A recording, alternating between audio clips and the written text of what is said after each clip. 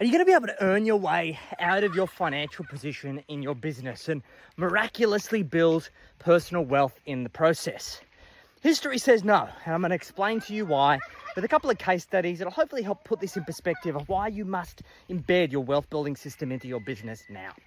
Now, we recently started working with a number of very successful clients. These are businesses that are doing 8 figures, multi-8 figures, and they're basically titans of their field. Now, they've been doing this for a very long time. We're talking decades. And they've slowly chipped away at growing and scaling their business and basically reinvesting all of the profits with the intention of getting to a point where they could sell their business and then basically retire and sail off into the sunset. Now, the reality is, in that process, they haven't built much wealth, haven't got a lot of proactive advice, and frankly, their tax structures leave much to be desired, meaning that they're actually paying bonuses to the tax man. They've been doing so for decades, and unfortunately, there's not much we can do with it now. However, we can fix it for the future. Now, the big issue has been for these individuals is that they've got a business that is the be-all and end-all of their financial position. They've basically created this amazing asset that has allowed them to live a great lifestyle and be able to grow and scale to these kind of eye-watering numbers. However, what's more eye-watering is the fact that they don't have any wealth to show for it. And their businesses aren't even in a position where they could be sold at the moment. It's going to take us another 1 to 3 years to prepare them for sale. So what was the point in the first place? If we look at playing devil's advocate, could we have done it a different way? Well, I think we could have. And what I would have done differently is I would have created a business that had a financial model that enabled the business owner to be able to pay themselves what they are worth from the very, very beginning. Because most businesses consume the resources they have available. It doesn't matter if you draw $150,000 a year from the business or $50,000, you are usually going to operate within the limits of that system and essentially spend the money that is available. Second, we should have focused on building a business for sale from the get-go, because they thought that they're just continuing to growing and scale their top line revenue was going to allow them to build a valuable business because, business acquirers want to buy growth.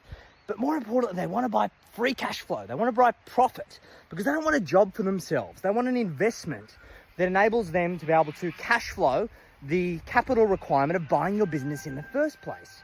And as a result of doing that, the business would have been more profitable the whole time along.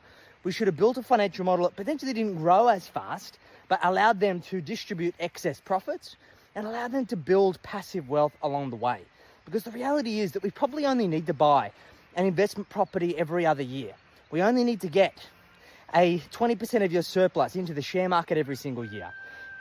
These are not tremendous numbers to allow us to accumulate a pretty significant amount of wealth. And for many of our clients, when we implement this system, over the course of the kind of 5 to 10 years preceding implementing the system, they accumulate multi-7 figures in assets. They're able to start creating multi-6 figures in passive income. And then they have the ability to sell their business, which becomes cream on top of that entire situation. They have the ability to sell their business and use that as a way for them to substantially multiply their lifestyle, or put them in a position where they can start creating true generational wealth, where they can have a meaningful difference in the lives of their future generations that can set them on a completely different trajectory for the future. So as a business owner, you have a choice, okay? You can grow and scale your business on vanity metrics, okay? You focus on top line revenue growth, you focus on winning more customers, building a bigger business, employing more people, and using that as a means of padding your ego. But that doesn't necessarily fill your bank account, and it doesn't necessarily allow you to achieve your real intrinsic goals and objectives that you got into business to create in the first place. We should be creating a 7-figure lifestyle business. And by doing so, we maximize profit. We use that profit to buy back our time so we can disconnect effort from income. And then we use that free time to manufacture freedom by building a saleable asset, by distributing dependable dividends, and basically creating a succession plan that typically allows you to sell your business for substantially higher than the industry multiple. So I want you to chew on that. And if you'd like to get some help, feel free to click on the link in my bio. I've got a 40-point financial performance scorecard, which will basically tell you your readiness in order to sell your business and create financial freedom. The results may be a little bit scary, but at least you'll know things to focus on. You'll get a customized report showing you exactly what you need to do to improve those numbers lightning fast. Any questions? Let me know in the comments.